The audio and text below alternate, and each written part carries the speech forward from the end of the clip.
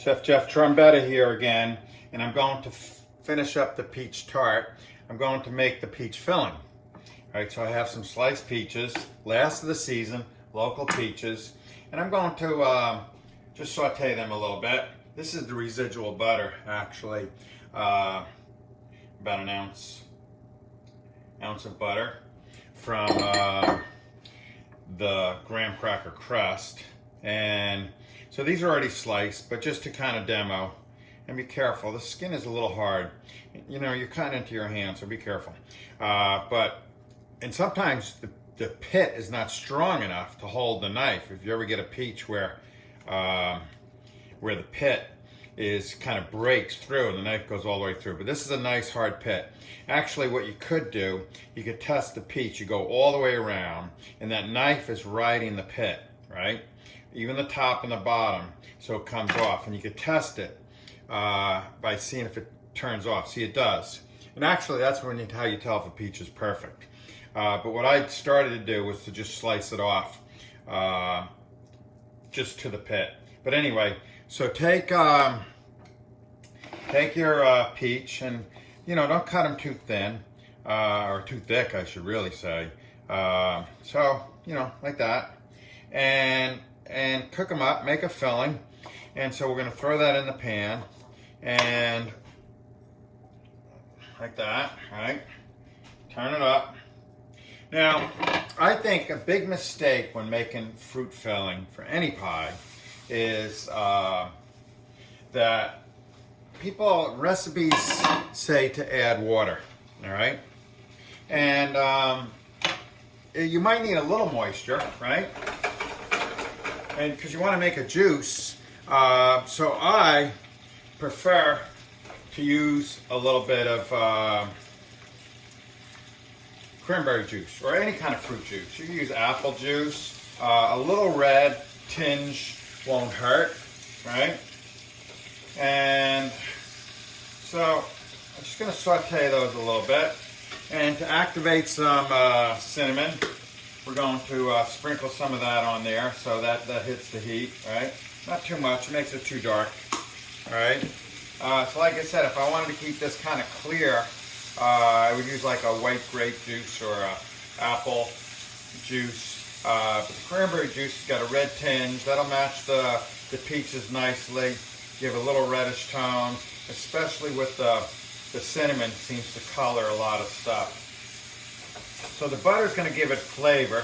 You're not really sauteing the peaches till they're tender, all right? And go ahead and get a cup, but it's really by eye. And so I think this will take about a half a cup. Whoa, half a cup. All right. A lot of moisture is going to come out of the peaches, right? And as they cook, so you got to account for that. You don't want it too liquidy. You want fruit. You want it to be solid fruit down there and kind of blend it together. All right. And how are we going to blend it? We are going to bind it with a little bit of cornstarch, right? And we can't forget our sugar, all right? This is 2 cups of sugar, all right, in here. I'm not going to add it all. That's going to be too sweet. But you have to think of what the components of the tart. So for instance, graham cracker oatmeal crust.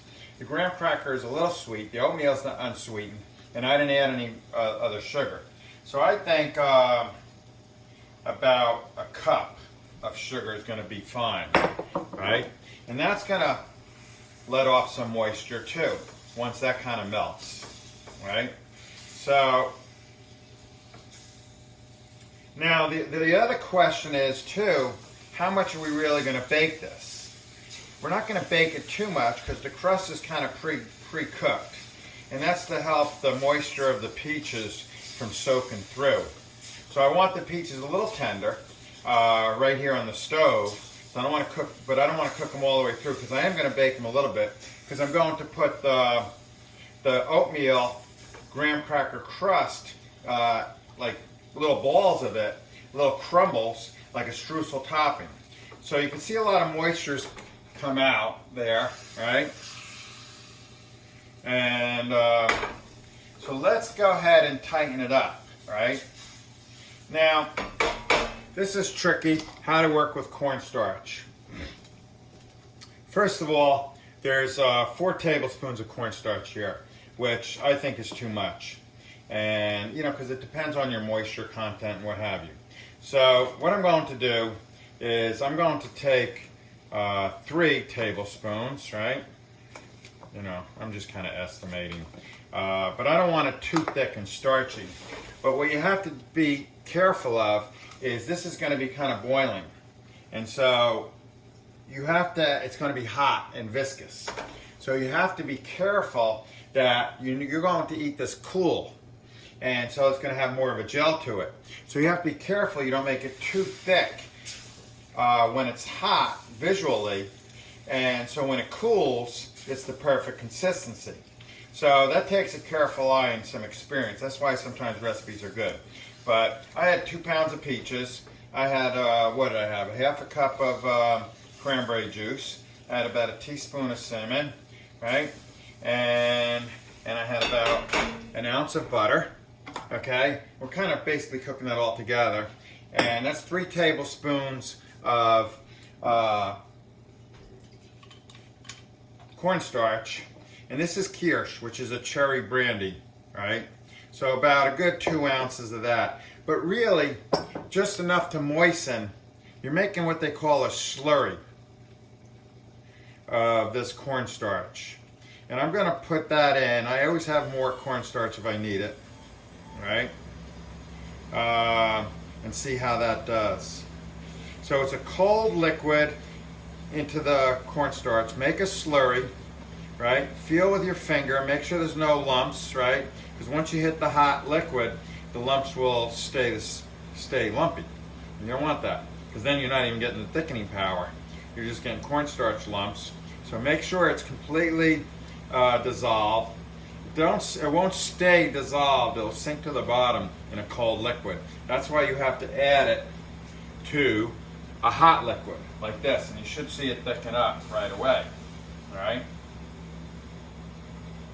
So once you see that, now you check out your consistency. I'll bring it up towards the camera so you can see it better. I'll lower my heat. All right. But it has to come to a boil.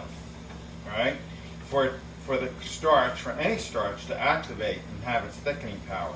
This looks pretty good, right? It kind of binds it. I'll show it to you. I just want to get a good mix, and I want to make sure it's completely boiled, all right? And I have to taste it because I want to make sure that it's sweet enough, right? And I want to season it. And we season our desserts basically with sugar and lemon juice. So I have some lemons here, right? And so I'm going to have, this was a big lemon, so it's actually like 2 is like an 1/8. So 3 wedges, that was a whole lemon, by the way. Huge lemon, but when they're big like that, there's a lot of skin. So I don't think there's any benefit really. You're not getting any excess juice. Okay, lower the heat.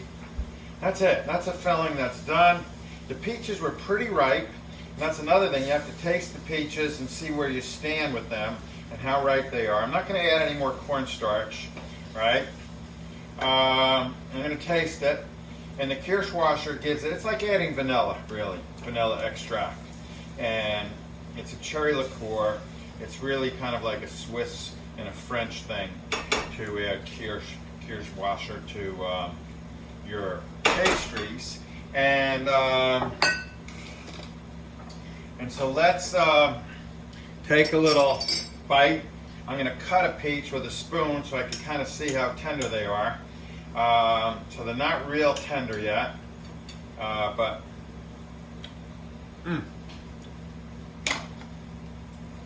it's sweet enough. As a matter of fact, I can counter that sweetness, and I have certainly enough consistency with a little bit more lemon juice, right? All right, the lemon, the acid from the lemon, like I said, you don't really taste lemon flavor, but the acidity seasons the peach. So in other words, when I say seasoning, it brings out the flavor of the peach. Okay, this is going to be actually a glorious filling. All right, a glorious filling. And while I have you on camera, I think my graham cracker crust might be, I don't want to say done, but enough to take the top off. Right? So we will pull that out. Right? And let's see what we have. Nice. Nice, nice, nice. Okay. Be careful when you grab this because you don't want to grab it by the bottom because you'll stick the bottom through. Alright? So let's see what we got. We're going to take our parchment paper, right? Move that out of the way. I think the peaches are cooked enough. So we're going to stop the cooking there. And just be careful, the paper gets a little crumbly. I had a hot oven, I had a 400-degree oven because it's kind of in a hurry. And pour that back in your, okay, a couple pieces of paper. So really kind of study your food. It's really not ready to take the paper off. The top should be browned a little bit more, but that's okay. What I'm going to do is I'm going to put these peaches in here, right? So that was 2 pounds of peaches, right? You could see very little syrup. So this is going to be very peachy. This is going to be like, you know, excellent. I don't say so myself. And we'll make it high because there's not going to be a lot of juice to drip, all right? And we're going to get this back in the oven. We're going to lay that down. We're going to push that down a little bit. And then we're going to take our crumbles, right? And that's going to kind of protect the top. And you could put, you know, whatever topping you really want on here. You could put a traditional streusel topping. But I'm going to keep the graham cracker oatmeal theme going. That's what's on the bottom. Okay. You don't want to cover it completely. You can. I choose not to. Because I want to see the peaches a little bit. And let's get that back in the oven. As a matter of fact, to help that along, again, I'm going to use a spatula and a towel, kitchen towel here. And so you don't want to be poking through the bottom, so you want to put the pressure on the outside and put that in there and let that bake. And we'll come back and I'll show you the final product, all right?